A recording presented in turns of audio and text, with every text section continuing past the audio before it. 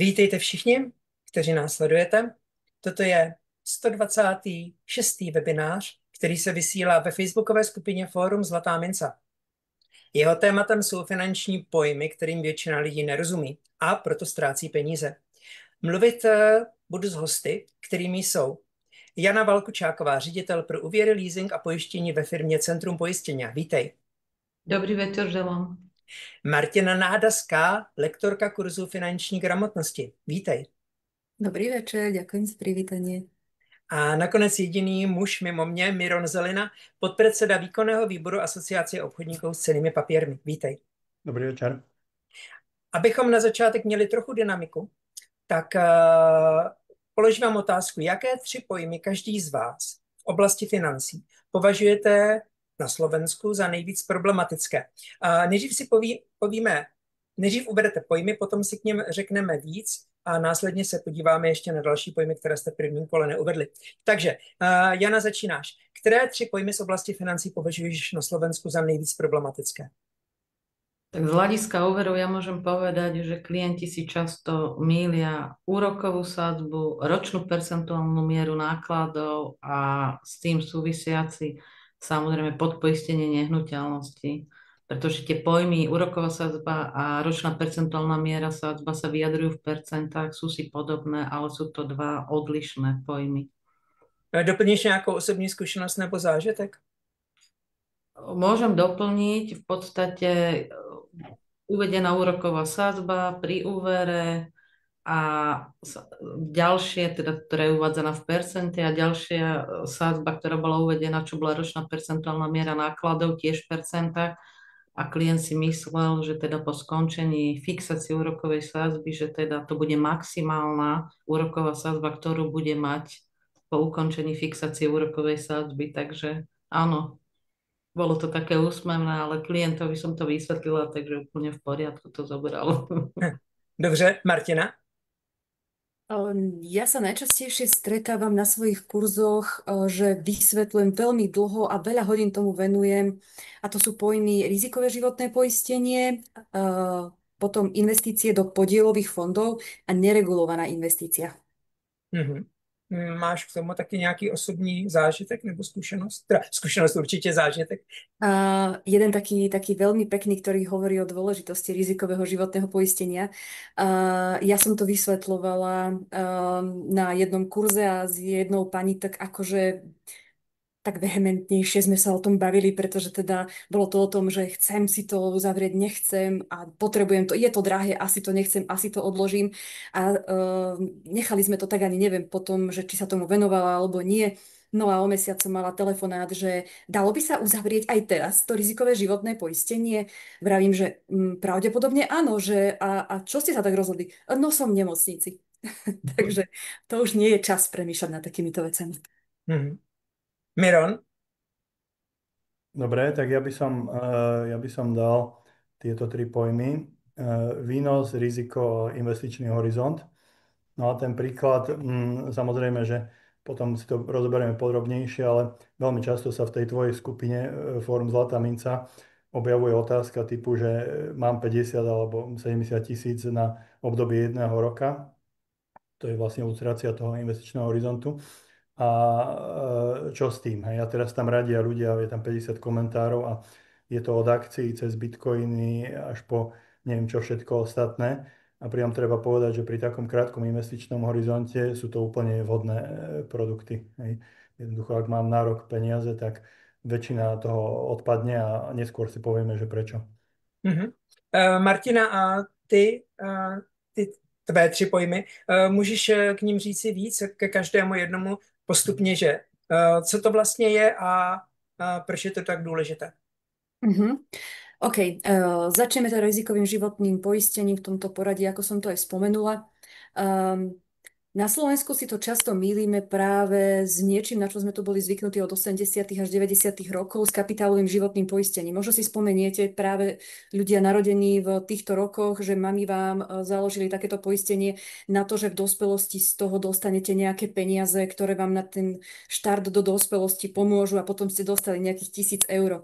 Tak toto nie je rizikové životné poistenie, toto je práve to kapitálové životné poistenie a dnes už preferujeme skôr rizikové životné poistenie, pretože sporenie cez poistenie teda už nie je také výhodné, alebo teda respektíve ani nebolo také výhodné.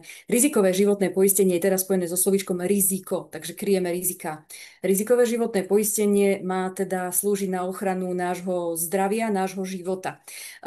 Aby to bolo zrozumiteľné, my keď chodíme do práce, zarábame alebo podnikáme, tak sme relatívne spokojní, máme nejaký príjem, vytvárame si možno nejakú rezervu, ale ako náhle sa stane situácia, že jednoducho už ďalej nemôžeme pracovať, čokoľvek sa stane, že ten príjem už neprichádza, napríklad práve z tých zdravotných dôvodov, tak už nie Invalidita.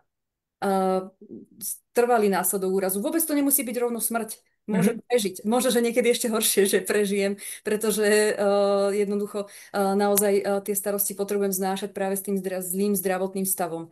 No a ak na to nemám vytvorenú doma rezervu, nemám už dostatočne nainvestované a dostatočne nasporené, tak ja odniekiaľ tie peniaze musím zobrať. A rizikové životné poistenie je presne to miesto, kam sa potom môžem ísť pozrieť a tieto peniaze si odtiaľ zobrať. Teda tým pádom samozrejme, ako náhle v tom rizikovom životnom poistení mám poistené tieto rizika, medzi tie najhlavnejšie patria, aby som to aj vymenovala, tak je to smrť, sú to teda kritické choroby, je to invalidita, trvalé následky úrazov. Niektorí preferujú aj také denné odškodné za to, že teda keď sú práce neschopní, práve preto, lebo tých zdrojov je tam menej a potrebujú to vykryť. Ak tak z takýchto teda zdrojov potom si môžem tie peniaze uplatniť, znamená to pre mňa, že môžem ďalej platiť tú hypotéku, môžem ďalej sa starať o tú rodinu. Čiže v podstate to rizikové životné poistenie chráni mňa, chráni tú rodinu, aby si mohla udržať ten životný štandard, ktorý jednoducho má a na ktorý je ona zvyknutá. Je to vlastně životní pojištění bez jakékoliv spořící složky, ale tím, že tam není spořící složka, je to o to levnější, dá se říci. A pokud chceme investovat, tak investujeme jinde. Samozrejme. A tým, že v podstate mám oddelenú tú sporiacu zložku a túto rizikovú zložku životného poistenia, sporím si inde, rizikové životné poistenie mám inde, s každou to zložkou môžem narábať samostatne a vtedy, kedy potrebujem. To znamená, že nepotrebujem tú zmluvu o životnom poistení, teda rizikovom životnom poistení meniť, keď ja potrebujem robiť niečo s investíciou. Čiže tým pádom, keď sa rozhodnem, že idem s tou investíciou niečo robiť, no tak s ňou sa jednám samostatne. A rizikové životné poistenie, to ma zaujíma len v momente, keď viem, že jednoducho potrebujem ho prehodnotiť práve kvôli zmene životnej situácie, kvôli naozaj príjmu, alebo teda nebodaj, keď potrebujem odtiaľ niečo čerpať. Jana, doplňala by si niečo k tomu ešte? V podstate súhlasím s tým, čo Martinka povedala. Ono, samozrejme, tie rôzne pripoistenia pri životnom poistení sa dajú vždy nejakým spôsobom meniť, pretože určite mladá generácia má iné požiadavky, iné potreby ako povedzme starší ľudia, ale naozaj životné poistenie netreba podceňovať, pretože keď sa niečo stane, ako aj Martinka spomínala, tak určite je dobré mať tú rezervu, že teda niečo sa mi stane a budem to vedieť potom z tohoto splácať. A sami dobre vieme, že dnes tie kritické choroby, či u mužov, či u žien, idú, by som povedala, rapidne hore a však najčastejšie, čo sa týka tých štatistík, vieme, rakovina, infarkt, vysoký krvný tlak a samozrejme medzi popredné miesta patria aj tie iné, povedzme, choroby spojené s pohybovým ústrojenstvom, chrbát a podobne, takže súhlasím. Miron, něco ještě na doplnění? Nemusíš mít? Tomuto nie. Dobře. Martina, tvůj další pojem? A len uzavriem tento pojem tým, že je neskoro si naozaj uzatvárať to poistenie v momente, keď už sme chorí alebo keď máme úraz. Takže treba na to myslieť dopredu. Dobre. Dobre, takže druhý pojem, ktorý som ja spomínala, bolo investovanie do podielových fondov. Je to teda niečo, čo nie je teda rozhodne novinkou, pretože toto bolo objavené už za moreplavectva, takže už nejakú históriu to má za sebou. Investovanie do podielových fondov je niečo v zmysle, ako keď sa viacerí ľudia z rodiny rozhodnú, že idú babičke kúpiť k narodeninám nejaký krajší a väčší darček, nebudú nosiť len fľaše a kvety a tým pádom na jedno miesto dajú väčší obnos peňazí, pretože každý niečo teda, čo môže, tak prihodí a v podstate vznikne balík peňazí, za ktorý môžu kúpiť niečo väčšie. No a podobným princípom v podstate funguje aj investovanie, pretože nemáme na to, aby sme samostatne si kúpili nejaké zaujímavé akcie, dlhopisy a podobne, respektíve tak, aby sme mohli riziko rozložiť. No a práve preto sa spájame s inými investormi, ktorí majú peniazy menej, chcú ale takisto investovať do zaujímavých možností. No a takýmto spôsobom sa potom samozrejme aj dostať k tým zaujímavejším zhodnoteniam. Teda investovanie do podielových fondov je forma kolektívneho investovania, pri ktorej teda správcovská spoločnosť zhromažďuje finančné prostriedky od viacerých investorov, investuje a teda diverzifikuje portfólio, teda rozdeľuje tieto finančné prostriedky do rôznych investičných nástrojov, čím potom aj to riziko klesá a určite o tom bude Miron viac hovoriť a teda ja už len teda poviem, že teda každý z tých investorov nadobúda tzv. Podielové listy, ktoré predstavujú taký ten spoluvlastnícky podiel na majetku toho fondu. No a samozrejme, že výnos bude závisieť od toho, do čoho sa rozhodneme investovať, ako je celý teda ten fond vyskladaný. S týmto sa najčastejšie pojmom stretávam práve kvôli tomu a práve preto je dôležité o ňom rozprávať, pretože ešte často, keď spomeniem podielové fondy, tak ľudia sa zamračia a neveria tomu, že je to forma Forexu. Dokonca jedna odborníčka, ktorá sa chcela učiť za finančnú poradkyňu, tak v podstate vyslovila taký názor, že jediné bezpečné investovanie je formou investičného životného poistenia, čo teda rozhodne nie je pravda, takže práve preto tieto pojmy treba rozhodne upratovať. Miron? Ja si poviem viac pri tých neregulovaných investíciách, takže môžeme ísť teraz ďalej. Hej. Dobře, Jana, ještě něco by si doplnila? Nemusíš? Nie, má Dobře. pravdu Martinka. Súhlasím. Dobře, a Martina, tvůj poslední pojem? Ja som tam ešte mala neregulovanú alebo teda regulovanú investíciu. Ja som to chcel napojiť práve na tento pojem. Často totiž, keď začneme už debatu o investíciách, tak ľudia sa práve že nechcú baviť o klasických podielových fondoch, ale to, čo ich zaujíma, sú práve investície typu bitcoiny, alebo počúvam názory na to, že treba kúpiť nehnuteľnosť a začať ju prenajímať a to sú potom stabilné peniaze, ktoré v podstate dostávam. A pýtajú sa ma názory na rôzne spoločnosti, ktorých meno možno, že prvýkrát v živote počujem. Určite ste niekedy v živote dostali nejakú neodolateľnú ponuku, skvelú príležitosť na investovanie, kde sa vám o pár mesiacov vrátia tieto peniaze, zdvojnásobí sa to, dokonca riziko je tam takmer nulové a počúvate rôzne takéto úžasné výhody a tu zase vlastne Miron povie o tom investičnom trojuholníku, ako na to nazerať, ale skrátka dôležité pri tomto pojme je uvedomiť si, že čo sa týka práve podielových fondov, tak ak chceme začať investovať, je to pre každého začiatočníka investora ten najlepší spôsob, pretože práve tieto neregulované investície, o ktorých možno, že nemáme ani práve dobré informácie, nás môžu pripraviť o majetok a pokiaľ nie sme skúsení, ťažko vieme aj vyhodnotiť, že je to pre nás vhodné. No a NBSK, Národná banka Slovenska má toto veľmi dobre vyriešené, pretože takéto rôzne spoločnosti, ktoré ani nemajú licenciu na to, aby mohli takúto činnosť u nás na Slovensku robiť, tam bývajú zverejňované, takže pre mňa je tuto pri tomto pojme najdôležitejšie overovať si a neskočiť na to, že známy tam má peniaze, tak určite to bude v tomto prípade v poriadku. Miron? Dobre, ja len doplním to, že práve tu vidno tú absenciu toho, ako sa to neučí v školách, že ľudia vlastne na tých pobočkách bank alebo obchodníkov s cenými papiermi vlastne väčšinou dostanú ponuku nejakého produktu. Hej, ale nikto ich neučí ten rámec, to, čo vlastne je ešte nad tým, a to je práve ten rozdiel medzi regulovanými a neregulovanými investíciami. Takže vzhľadom na krátkosť času ja poviem aspoň jednu vec, že tá legislatíva sa vyvíjala desiatky rokov a dnes je tá ochrana toho podielníka veľmi vysoká. A jedno z nich je napríklad toto, že predstavte si takúto investíciu, teraz poviem najprv neregulovanú, že ideme stavať apartmány v Karibiku a výnos bude 15%, tak vy tam pošlete peniaze a tie peniaze už nikdy neuvidíte. Jednoducho nemáte žiadnu garanciu toho, že tí ľudia sú čestní, že je tam nejaký dozor nad tým, že vôbec tie peniaze skončili tam, kde mali, hej, na výstavbu tých apartmánov. No a toto sa vlastne pri podielovom fonde nemôže stať, lebo tam je depozitár, čiže banka, ktorá je nezávislá od toho správcu a tá dohliada na ten finančný tok. Čiže nemôže sa stať, že by odišli z fondu peniaze a neprišli tam akcie alebo iné cenné papiere alebo nejaké aktívum. V prípade realitných fondov to je nejaká nehnuteľnosť. Takže, a toto je len jeden príklad, ale takýchto poistiek je tam, no, sú tam desiatky, hej.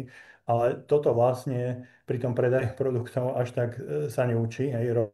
Rovno sa ide na vec, že tuto máme takýto nový fond, hej, alebo v prípade tých neregulovaných, keď niekto nahovára, že na Forexe som zarobil 35% minulý rok, tak poď do toho so mnou, hej, tak toto veľmi chýba. Pritom sa to dá naučiť pomerne rýchlo, hej. Na podielové fondy stačí 1 hodinka, taká klasická školská, tých 45 minút. Mhm.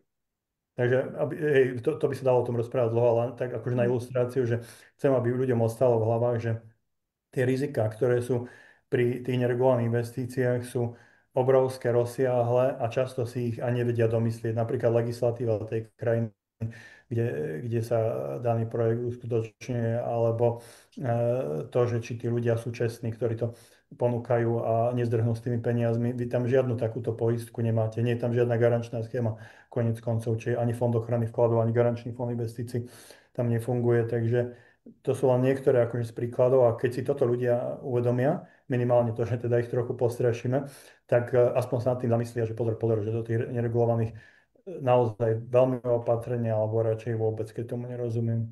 Mhm. Jana, teď tvoje pojmy.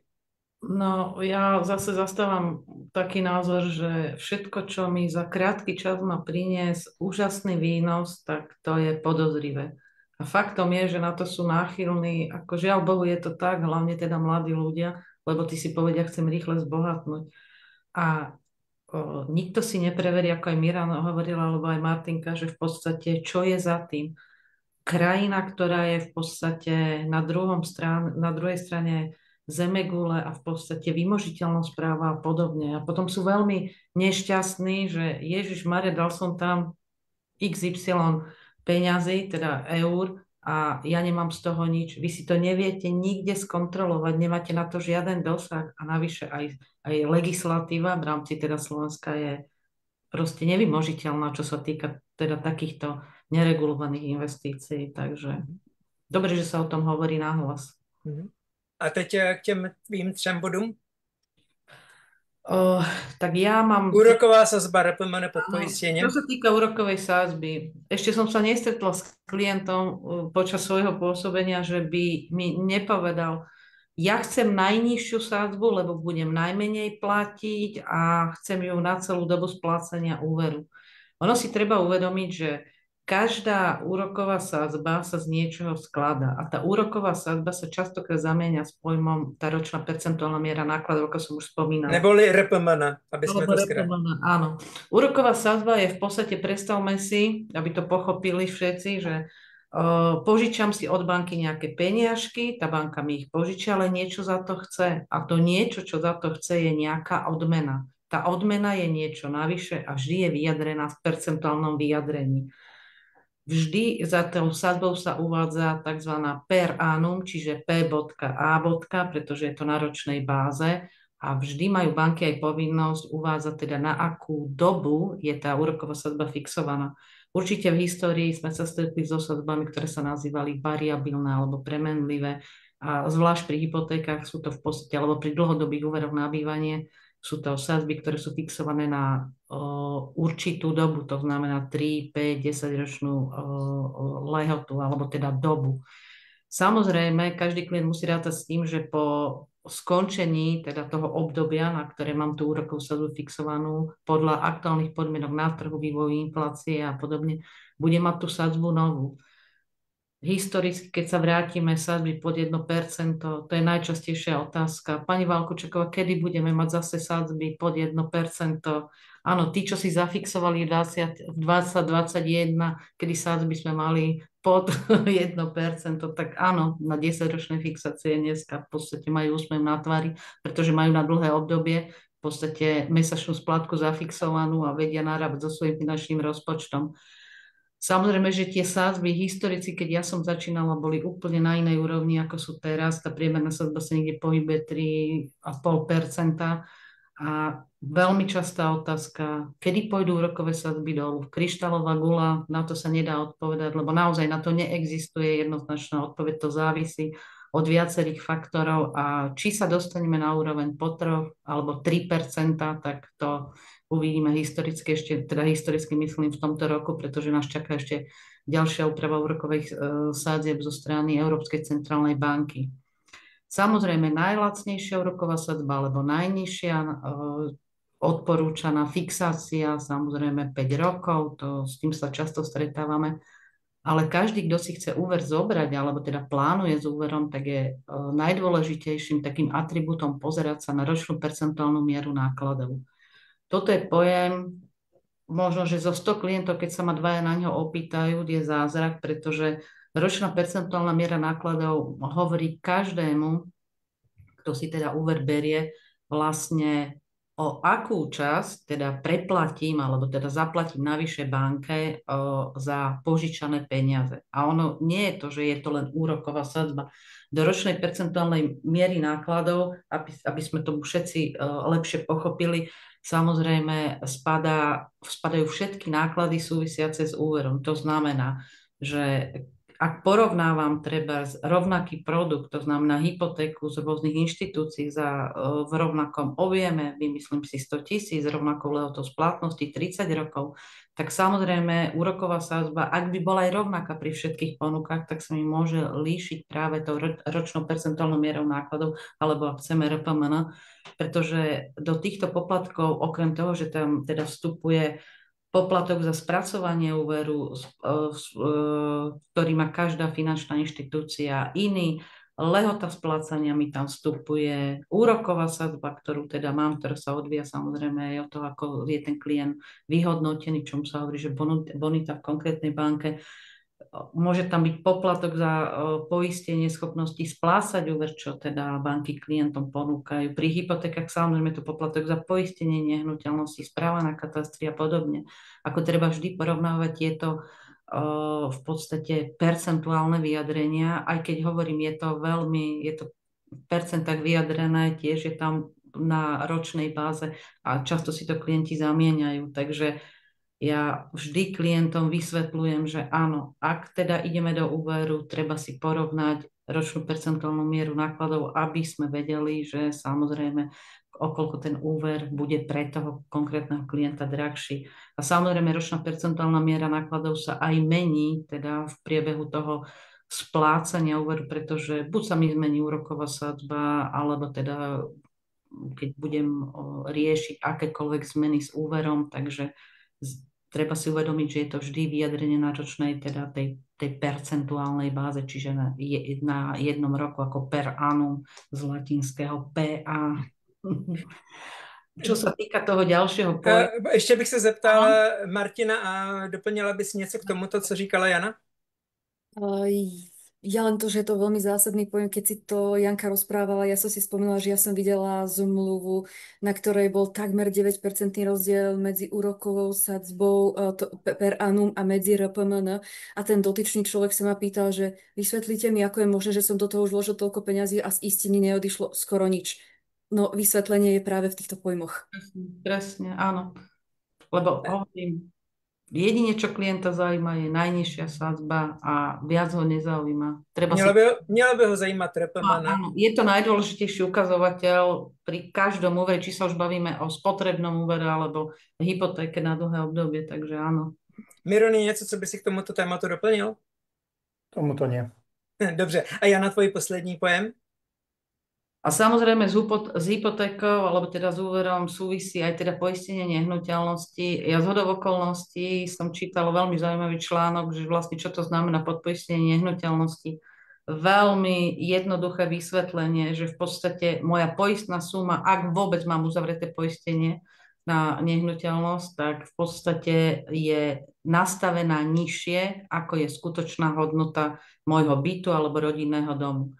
Štandardne, ak klient teda si uzatvára poistnú zmluvu, častokrát najnižšie poistné, čo najmenej platiť, pretože mne sa to neoplatí, to je vysoké poistné a viete, však mne sa nič tam na tom byte alebo dome za XY rokov nestalo.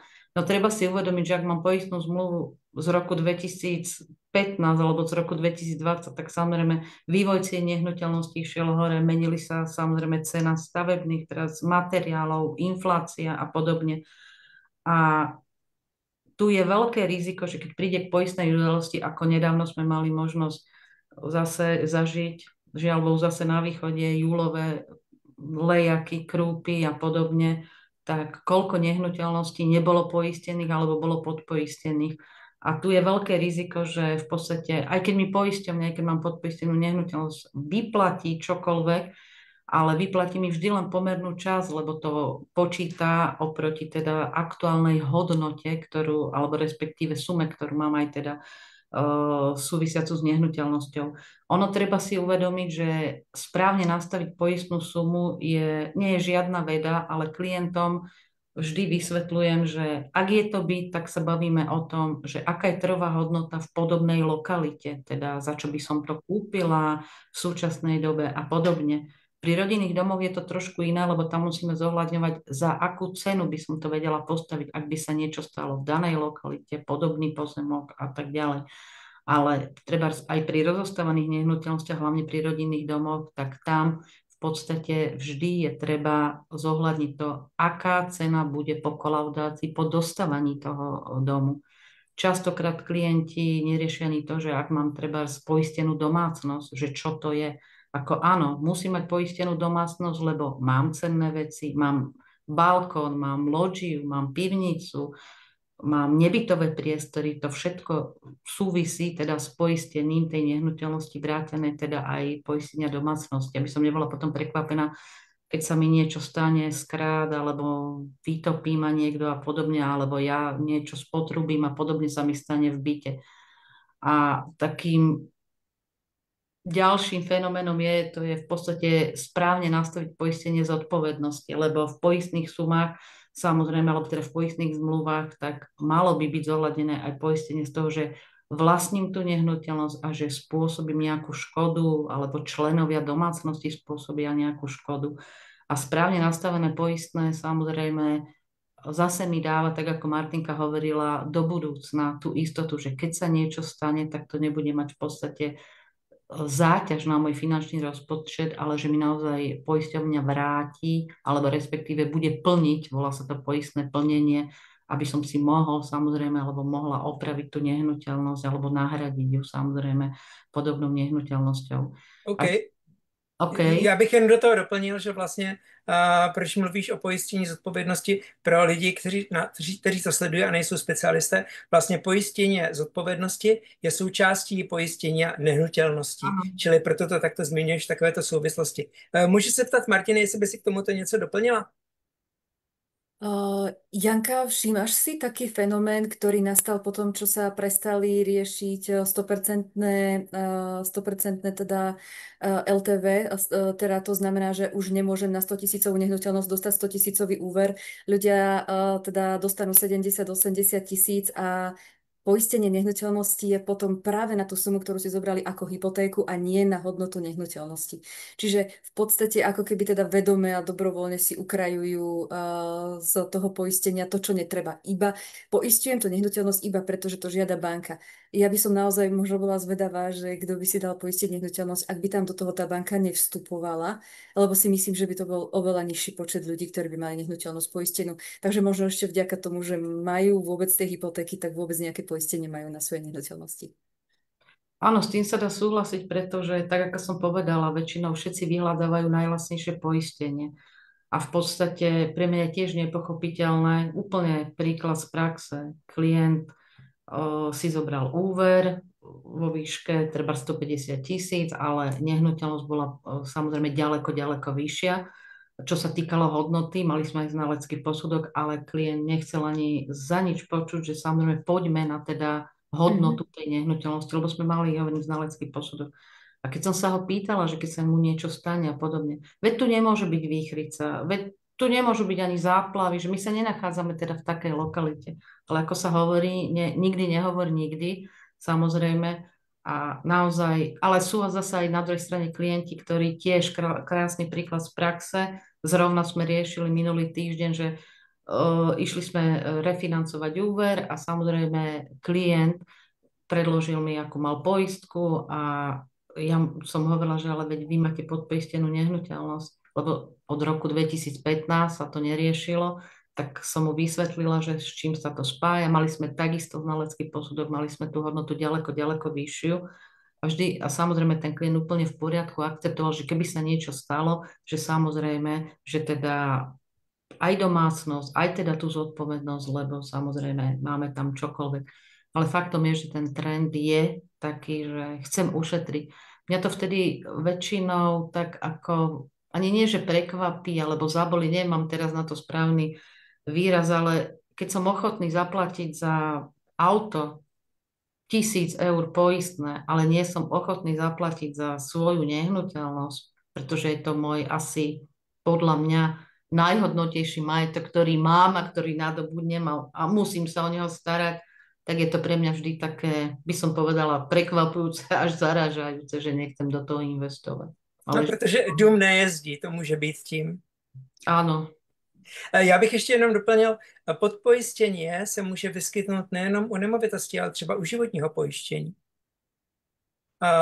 V případě, že například já budu mít životní pojistku, jsem teprve čerstvě ženatý, za čas přijdu děti, vezmu si hypotéku, ale ne, tím, že neupravím tu svoji životní pojistku, tak stále to budu mít nastavené na situaci, kdy jsme byli bez dětí, svobodní a najednou ale moje náklady i v souvislosti s tou hypotékou jsou mnohem větší a když třeba ten člověk by zemřel, tak může přijít k tomu, že to plnění nebude až takové, jaké by najednou v tu chvíli bylo potřeba. Souhlasíš? Určite áno. Podpoistenie a životné poistenie, s tým som sa ešte nestretla, že takto pekne to spojiť, ale je to pravda. Je to v podstate, že tá zmluva nie je na výšku toho, čo ten človek potrebuje mať kryté. Takže potom sa môže presne stať to, že áno, že dajme si hociaké poistenie, aby sme teda niečo mali. A samozrejme potom, potom bohužiaľ, mrzí ma to, že to hovorím, ale pozeráme tie smutné príbehy mamičiek, ktoré zostanú s 2 deťmi, až mám zimomriavky teraz, a nemajú fakt tie peniaze na to, aby ďalej pokračovali. A je to aj práve kvôli tomu, lebo takéto veci sú zanedbané. A mimochodem, před pár dny se na jednom českém vědeckém portálu objevil výzkum, že asi před 3 lety byl podíl žen, většinou tedy jednorodičovských domácností, kde žena vychovává děti, tak bylo asi 32% takovýchto domácností, které byly pod hranicí chudoby. A aktuálně je to 36%. Přičemž průměr pro celou republiku v České republice je 9, něco a pro normální rodiny s dětmi je to asi 12%. Čili ti lidé, kteří jsou s dítětem, zůstanou s dítětem sami, se 3krát častěji propadnou do chudoby. Ten článek je dost brutální. Dám na něj potom link v popise.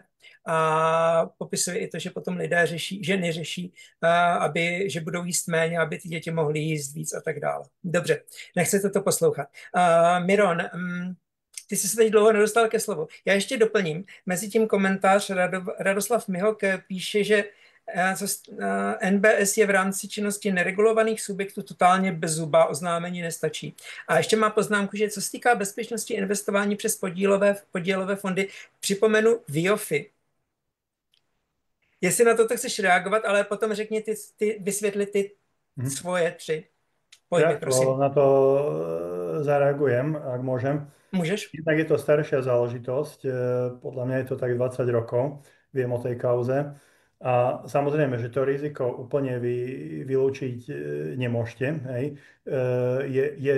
Je prítomné aj tam, ale je rádovo nižšie. Hej. Ako keby som to mal porovnať, to je možno, že 10-krát nižšie alebo takto, hej, ťažko sa to vyčísluje, ale rozhodne teda, hej, je to dobrá pripomienka, bola to dosť poučná kauza a podľa mňa tam zlyhali aj regulátory pri VFoch. Dobře, a ty tvoje pojmy, prosím? Nebol hodnotný majetok v tých fondoch. Okay. A tvoje pojmy? Dobre, tak začnem výnosom, lebo výnos sa zdá každému jasný, že 7%, 8% a tak ďalej, že však to už vedia na základnej škole takéto čísla. ale je tam niekoľko problémov. Prvé je to, že niekedy sa komunikuje výnos za dlhšie obdobie, napríklad za trvanie investície, tak vyjde tam bombastických 50%. Ľudia si to nevedia previesť spätne na to PA, to čo už pomínala Janka, že vždy treba porovnávať jablka s jablkami a hrušky s hruškami, takže zásadne vždy sa má komunikovať, ak sa vôbec môže komunikovať, k tomu sa ešte dostanem, ročný výnos, čiže na PA báze. No a tí, čo nemali matiku, tak, alebo teda nie sú až tak matematicky zdatní, tak si nevedia spočítať, že koľko to je na ročnej báze, ak investícia za 7 rokov zarobí 50%. Takže toto je jeden problém, že sa komunikuje výnos za dlhšie obdobie, ktorý vyzerá bombasticky. Potom ďalej to, že iba niektoré produkty v podstate môžu komunikovať výnos, ktorý bude dosiahnutý v budúcnosti, a to sú dlhopisy, pretože dlhopis, ak má fixnú rokovú sadzbu, no tak musí uvieť, že má napríklad 6% alebo 8% alebo niečo podobné. Ale tam potom si treba veľmi pozorne všímať to, že kto ten dlhopis vydal. Hej. Ak je to slabá firma, ktorá nemá dostatočný cash flow, je zadlžená a tak ďalej, tak samozrejme, že aj z tých 8% môže byť nič, tak ako bola Arka. Hej. Arka nám skrachovala pred 5 rokmi. No a potom sú to napríklad investičné certifikáty, tie môžu komunikovať výnos, ale tam zase je podmienený niečím. Hej? Čiže je tam nejaká podmienka, ktorá keď je splnená, napríklad, že zlato, keď neklesne pod toľko a toľko dolárov, tak bude vyplatených 7%. No a tým pádom ide už o trošku komplikovanejší produkt, ale v zásade pri týchto produktoch sa môže. A pri tých ostatných je to často také, povedal by som, zavádzajúce, že uvediem niektoré príklady a mám aj screenshoty urobené z toho, lebo je to dosť poučné. Čiže napríklad jedna firma Československa mala niečo takéto, že získajte dividendy až 18%, hej. No tak ak sa firme bude dariť, môže vyplácať 10%, 15%, aj 20%, hej. A to slovičko až znamená, že to je 0 až 18% medzi nami, hej. Takže ho nebudú klamať, aj keď to bude 0 alebo 1%, ale to 18% vyzerá sexy, hej, to je príťažlivé. No, takže toto bol jeden príklad. Ďalší príklad je, že predpokladaný výnos, hej, 13 až 15% alebo 15 až 17% pri nejakom venture capital fonde, ktorý investuje do startupov, tak jasné, že to človeka naláka, ale, a to už sa vlastne dostávam plynule k tomu druhému pojmu, to je to riziko, že vôbec nie je podstatný ten výnos. Ja ľudí učím, že vôbec sa nechajte zlákať výnosom, aj keď samozrejme, že nie som naivný a viem, že to väčšinu ľudí láka, ale je to posúdenie toho rizika. A to je extrémne ťažké. Pre toho laika to vôbec nie je také jednoduché to riziko posúdiť. No a treba, keď som spomenul tie venture capital fondy, tak to je niečo, čo je najvyššie level rizika, pretože sa ide do startupov. Hej. No a tam môže byť 15-17% a môžete skončiť 80% stratou. Takže toto si tí ľudia úplne neuvedomujú. A ešte pri tom výnose poviem jednu vec. Zase príklad zo života. Mladý človek, pomerne dobre zarábajúci, chcel investovať práve do venture capital fondu. No a ja mu hovorím, že pri každej investícii máme vstupný poplatok, priebežný poplatok, výstupný poplatok a máme ešte dania a odvody. Hej. Trošku sa tak zháčil, lebo si to takto komplexne neuvedomil, ale platí to úplne univerzálne. A potom vlastne zistil, že pre fyzickú osobu vôbec nie je výhodné investovať do tých venture capital fondov z daňovo-odvodového hľadiska a aj z hľadiska tých poplatkov, lebo hneď poplatok tam bol, ja neviem, 3% na začiatku. Potom tie fondy sú pomerne drahé, berú 2% za správu a ešte aj nejaký výkonnostný poplatok. Výstupný teraz nechajme bokom, tam dajme tomu, že je väčšinou 0, ale žiaľ Bohu, to nie je cenný papier prijatý na trh burzy, takže na konci by musel nielen zdaniť celý ten výnos, ktorý by potenciálne získal, ale ešte aj zaplatiť zdravotné odvody. Takže to efektívne daňovo-odvodové zaťaženie by bolo možno nejakých 38% to vychádza, alebo niečo podobné, oproti nule, ktorú vie dosiahnuť pri niektorých investíciách, ktorý sa úplne záčil, hej, lebo väčšinou sa komunikuje ten hrubý výnos a ľudia si neuvedomia, že niektoré výnosy podliehajú aj daní, aj zdravotným odvodom a tak ďalej, a tak ďalej. Takže len také rýchle zhrnutie ku výnosu. Prvá vec je, že uvedomiť si, že ktoré produkty vôbec môžu komunikovať ten výnos. A ak niekto hovorí o predpokladnom výnose, tak často je to len na to, aby nalákali tých ľudí. No a potom si uvedomiť, že každý výnos treba očistiť o poplatky, ktoré sú vstupné, priebežné, výstupné a o dania a odvody. A keď si to takto dá do tej rovnice, tak potom zistí, že často sa úplne prehodí rebríček tých investícií, ktoré sú výhodné alebo nevýhodné. Teraz k tomu riziku. Ano, Hm. K tomu riziku. Riziko vlastne ľudia nejak intuitívne cítia, že čo by to asi mohlo byť, ale v slovenských podmienkach, aj keď sa to už mení, väčšinou to riziko je vnímané tak, že keď mi tá investícia veľmi kolíše, že sa tam hýbe tá cena, že kúpim za 100, potom je 75 a tak, preto majú mnohí ľudia averziu k akciám alebo k akciovým fondom a majú pocit, že to, čo nemá cenu alebo čo cena nekolíše, to je bezpečné. To je samozrejme veľmi hrubý omyl. Zase použijem ako príklad dlhopisy Arky. Tie sa neobchodovali na burze, čiže keď dostávali ľudia výpisy, tak mali pocit, že tam sa cena vôbec nemení a len dostávam ten úrok, či už to bolo 6 alebo 7% alebo koľkokoľvek. Ale v skutočnosti tá cena tam je vždy. A tým, že tá firma išla od 10 k 5, tak tá cena vlastne prudko klesla, len tí ľudia ju nevideli. Ja som kedysi napísal taký blog, ceny viditeľné a neviditeľné a podstatou toho blogu bolo presne toto, že vždy si musíte urobiť tú domácu úlohu a snažiť sa odhadnúť hodnotu alebo cenu tej investície, aj keď nie je verejne obchodovateľná. No a jednoducho to, že niečo nemá cenu, tak to ešte neznamená, že to je fajn. Hej? Takže ja by som to riziko definoval tak, že je to trvalá strata kapitálu. Čiže príklad, že niekomu požičiam peniaze, nevrátim ich. Koniec, prišiel som o ne, hej. Ak môžem ich vymáhať, hej, ale ak napríklad sa uzavrie to s tým, že je nemajetný, a to je jedno, či to je firma alebo fyzická osoba, a skončí sa konkurs, nedostanem nič, no tak prišiel som o tie peniaze nenávratne, hej. No a ešte také, teda toto je jedno riziko, to sa vlastne volá kreditné riziko, čiže požičiam niekomu peniaze a nie je schopný mi vyplácať úroky alebo tú požičanú sumu, či už v celosti alebo čiastočne. Potom je to trhové riziko, to je to, že kolíše cena niečoho. Tam je najnepríjemnejšie, keď klesne a už sa nikdy nezotaví, čo sú rôzne také populárne akcie, teraz sa to volá, že meme stocks, čiže kúpim si nejakú akciu za 200 eur a myslím si, že aké je to super, ale je to len opravdené nejakými rozprávkami, že aké to je super a že to je budúci Apple. No a potom tá cena klesne z tých 200 na 1 dolár alebo 1 euro. No a už sa nikdy nezotaví, tak to je vlastne to trhové riziko, tá zmena ceny. No a potom ešte je riziko, na ktoré si ty dával veľmi pekný príkladov skupiny. Ja to volám jednoducho, že riziko ukradnutia peňazí. Čiže to sú rôzne kybernetické podvody, deepfakey a podobne. Čiže napríklad to, že niekto vám zavolá a hovorí, že máte na nejakom účte 15 000 eur a môžete si ich vybrať, ale on vás bude navigovať.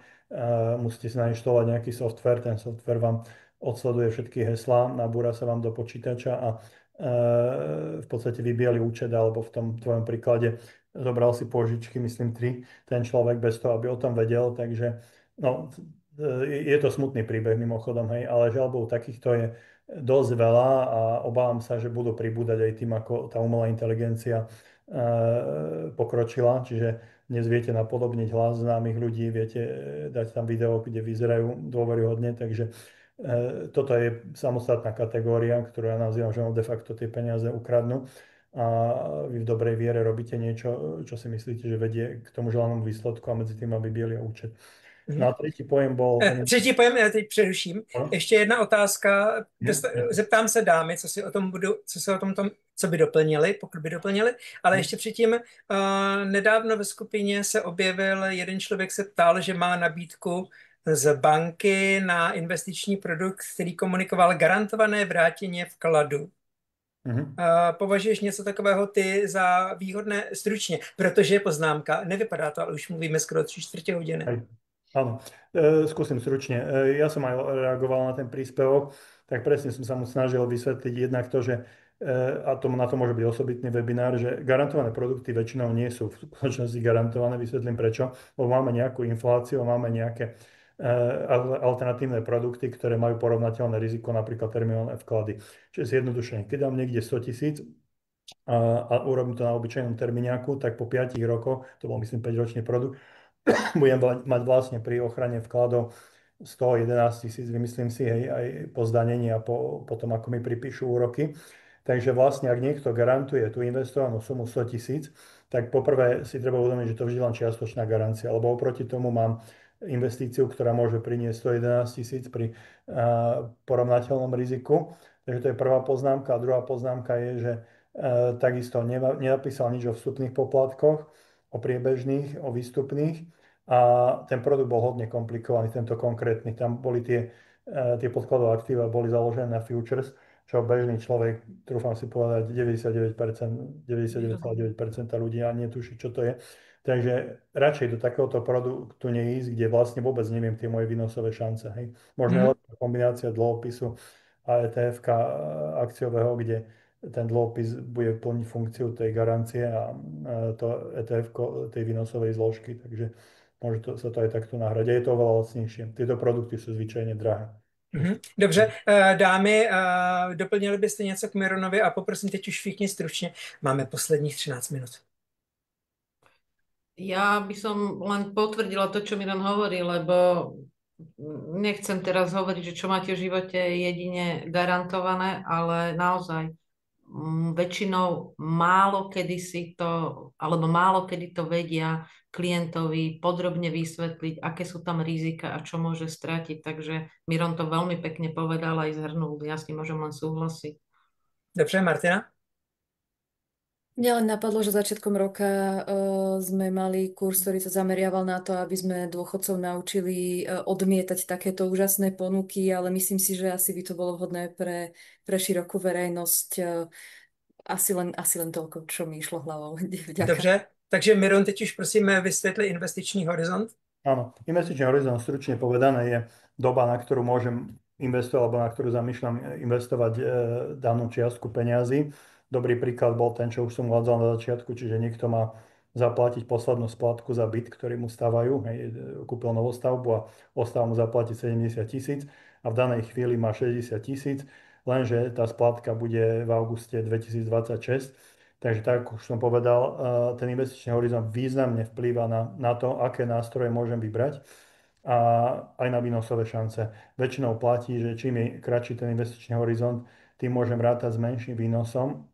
A veľmi, veľmi akože varujem pred tým, že pri takýchto krátkodobých investíciách sa naháňať za nejakým výnosom. Takže tam sa to veľmi sfrkne a tak, ako som povedal, všetky investície, kde zaplatíte poplatok na začiatku, na konci, či napríklad kúpa, predaj, potom máte volatilitu, či je to cenný papier, či je to zlato, či je to bitcoin, všetko má nejakú kolísavosť, takže vy môžete dopadnúť tak, že zaplatíte 1% na začiatku, potom priebežne niečo zaplatíte, klesne vám to o 4% a potom zo sumy 70 000 je zrazu 65, tak asi to nebol cieľ. Hej. On chcel presne tú čiastku, ktorú má zaplatiť na konci ako splátku toho bytu, tak chce nejakým spôsobom zhodnotiť, takže predpokladá, že dostane to, čo vložil, plus aspoň niečo navrch. Hej. Ale všetky tieto investície, čo som spomínal, tak sú podľa mňa absolútne nevhodné na takýto horizont. A ešte možno druhý taký, tam, kde nie je takýto prípad, to znamená, že nemám presne dané, že kedy potrebujem tie peniaze, ale poviem, že ja tie peniaze môžem viazať na dlho, lebo vedia, že vtedy je naozaj ten výnos teoreticky vyšší, ale nemajú vytvorené finančné rezervy, tak sa môže stať, že síce zainvestujú dlhodobo, ale potom je niečo prikvačí, teraz to premostím aj na to poistenie, vyhorí im dom, nemajú poistku, potrebujú zasanovať 50 000 a akurát už vtedy budú tie trhy dole, hej, že bude nejaká kríza, nejaký prepad trhov o 30%. Takže to, s čím sa ja stretávam, je, že v skutočnosti nevedia úplne ten investičný horizont odhadnúť a potrebujú mať vždy tie hromadky tak, že najprv je nejaká likviditná rezerva na tie najbližšie potreby, potom nejaká iná rezerva a potom sú až peniaze, ktoré môžem naozaj dlhodobo investovať. Ale keď toto nemá poriešené a sa mu stane, že musí siahnuť aj na tieto dlhodobé investície, tak môže sa stať, že siahne na ne v okamihu, keď je to najmenej vhodné a teda odchádza do stratov. Doplnili byste něco, Jana, Martina? No ja len toľko, že u klientov sa, hlavne teda ako Miran spomínal, keď je volatilita trhu, častokrát stretávame v podstate s takým, že teda nedodržia povedzme ten investičný horizont. A ja to vtedy zvyknem vysvetľovať, že to je tak, keď idem piec koláč do truby ako žena. Samozrejme, tiež potrebujem nejakých 40 minút, aby sa mi vôbec upieklo, ak nie dlhšie. A áno, môžem si ho vybrať kedykoľvek, ale nebude, povedzme, upečený alebo dopečený, takže To je dobrý príklad. ďakujem. Taký ženský. Takže tam je dôležité dodržať naozaj ten horizont, tú stratégiu, akú som si zvolil. Mhm. Probrali jsme si 9 pojmů, které jste uvedli na začátku. A trvalo to 50 minut, 51. Přemýšlím nad tím, že bychom v budoucnu už udělali ještě v tomto složení, v jakém jsme, pokračování tohoto webináře s dalšími pojmy, protože mým původním úmyslem bylo ještě probrat více podobných pojmů, ale bohužel to evidentně nestíháme do té 1 hodiny. Otázka ještě tedy takto. Martina, ty si vytvořila v minulosti finanční simulátor, který se jmenuje FinPlay. Můžeš říct, jaké chyby účastníci nejčastěji dělají? Sú to chyby, ktoré ľudia robia pri finančných rozhodnutiach aj v reálnom živote. A títo ľudia v podstate sú netrpezliví, nedočkaví, nedodržiavajú žiadne horizonty, neprejdú si veci, nenechajú si ich dokonca vysvetliť, alebo keď im nerozumejú, tak sa neporadia. Mhm. Čili netrpělivost je velká chyba, kterou lidé mají. Áno, chcem rýchlo zbohatnúť a chcem rýchlo zaplatiť hypotéku. A potom, keď mám voľné zdroje, tak rýchlo ich hodím na hypotéku, aby som sa zbavila. A potom sa niečo stane a nemám peniaze. Alebo nemám čas prehodnocovať hypotéku, potrebujem riešiť dôležitejšie veci a potom už je príliš vysoká úroková sadzba. Súhlasím, presne. Miron, kromě toho, že jsi vlastně ty se angažuješ určitým způsobem na vzdělávacím portálu Zelený delfín. Máš nějaké, je něco, co tě zaujalo na tomto portálu v poslední době, nebo je něco, co, že se veřejnost obrací s nějakými otázkami a problémy, které má? Hej, ja to rád zopakujem a možno ho trochu aj spropagujem, alebo naozaj tí ľudia si dajú námahu, že ten článok napíšu a väčšina sa to snažia takým jazykom, aby to bolo zrozumiteľné pre bežnú verejnosť, tak ja len poviem teda tie príklady, čo určite odporúčam si pozrieť. Opäť aj na tvojom portáli nejaká mama mala syna 18-ročného, ktorý začal s tradingom, zatiaľ našťastie len na Ano. demo A účte. ptala se, jestli to doporučujeme a že ona neví, co s tím, Áno, tak? aspoň vidíš, že to čítam, hej, tieto veci, aj som reagoval na to. No a vlastne tam je naozaj video, kde človek, ktorý to robil 20 rokov, mal vysokoškolské vzdelanie, mal programátorské zručnosti, čiže si vedel veľa vecí na programovať, čo podľa mňa väčšina populácia nevie, tak musel skonštatovať, že po tých 20 rokoch je akože hlboko v mínuse. A tým sa nedá povedať, že by trading pre niekoho nemohol byť úspešný, ale pre veľkú väčšinu populácie, ja naozaj odhadujem, že to sú len promile, ktorým sa to darí dlhodobo, tak je to úplne nevhodné a nech sa tým nenechajú zlákať. Samozrejme sa dá zarobiť 30-40%, keď je dobrý rok. A potom máte rok, keď vybielite účet. Vybielenie účtu znamená, že idete na nulu, hej, naozaj. Takže takýto článok je veľmi dobrý. Potom ja som tam mal článok o úrokovom riziku. To bolo vlastne myšlienka, je, že ľudia si kúpili fondy, podielové fondy investujúce do bezpečných dlhopisov, Francúzsko, Nemecko a tak ďalej. A tie fondy stratili 30%. A zase, keď tomu ľudia nerozumejú, príde k obrovskému sklamaniu. Ako je možné, že takéto bezpečné dlhopisy mohli stratiť tak veľa? No tak preto, lebo boli dlhé, hej. A vstúpli nám úrokové sadzby v 22. najmä a 3., keď bola vysoká inflácia. No a dá sa veľmi pekne vysvetliť na takých, podobne ako bolo s tým koláčom, ten sa mi páčil ten príklad, tak na nejaký podobný príklad sa dá vysvetliť, prečo klesne cena dlhopisu a prečo viac toho dlhého, keď vstupnú úrokové sadzby. Hej. Takže vlastne opäť celé to vzdelávanie o tom, aby sa predišlo tým zbytočným sklamaniam, lebo ak ľudia kupujú nejaký produkt a vedia, čo ich môže čakať, nie že im to niekto vyfarbí na rúžovo, že bude to len dobre, tak potom sa tým sklamaniam dá predísť. Ja som pracoval s klientami dlhé roky, ktorí boli aj v mínuse 30%, 40% na niektoré investície, ale celkovo to portfólio bolo fajn, bolo diverzifikované. No a neboli z toho rozmrzeli, lebo sme si na začiatku povedali, že takto to môže dopadnúť. Hej. Že jednoducho tá volatilita tam je. A aj Warren Buffett, ako najslavnejší investor asi v histórii, mal investície, ktoré boli prepadákmi. Takže to k tomu patrí. Ale dôležité je vedieť to vopred. A toto je úloha tých vzdelávacích portálov. Takže odporúčam naozaj si to popreklikávať, je to tam relatívne prehľadne, je tam taká sekcia, že vzdeláva Zelený delfín a nájde tam všeličo o zdaňovaní, toto úrokové riziko, čo som spomínal, ten trading je tam, ďalšie témy, takže naozaj kliknite tam, ale vlastne, čo je dôležité, máte tam záruku, že to sú overené zdroje, hej, že to sú odborníci, ktorí sú na tých trhoch 30, 20, 30 rokov, hej, sú to ľudia, ktorí sú profesionáli. Dám link do popisu videa. A omlouvám se, poslední 3 minuty a rád bych, aby ještě Jana se dostala ke slovu. Poslední otázka, Jana, na tebe.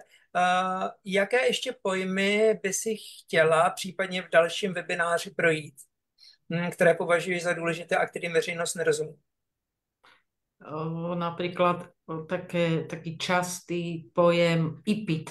Častokrát klienti dostanú v podstate pri stanovovaní poistnej zmluvy zhrnuté podmienky, čo je v podstate informačný materiál na 2 strany, ktorý hovorí o tom, aby mal klient prehľadnené. Je to informačný samozrejme dokument, ktorý je teda daný legislatívou, že každá jedna teda poisťovňa musí klientovi pripravovať takýto formulár, kde má zhrnuté, o aké poistenie ide, teda o aký produkt, aké má teda možnosti, kedy začína splácať, kedy v podstate mu končí poistné, či sú tam nejaké výluky, teda na čo sa to poistenie nesťahuje a podobne, ako k tomu sa môžeme vrátiť.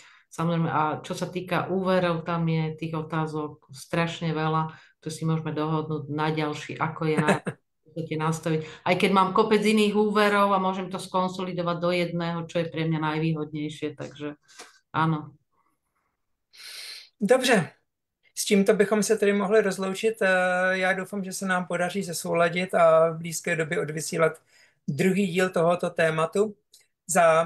A ještě poprosím vás, až skončíme, tak se hned připojíte na ten samý link na krátký rozhovor po vysílání. Takže ještě jednou děkuji. Miron Zelina. Ďakujem. Martina Nádaská. Ďakujem, ešte pekný večer prajem. A Jana Valkučáková. A ja ďakujem a pekný teplý večer ešte želám všetkým. Mějte všichni hezký večer. Ahojte.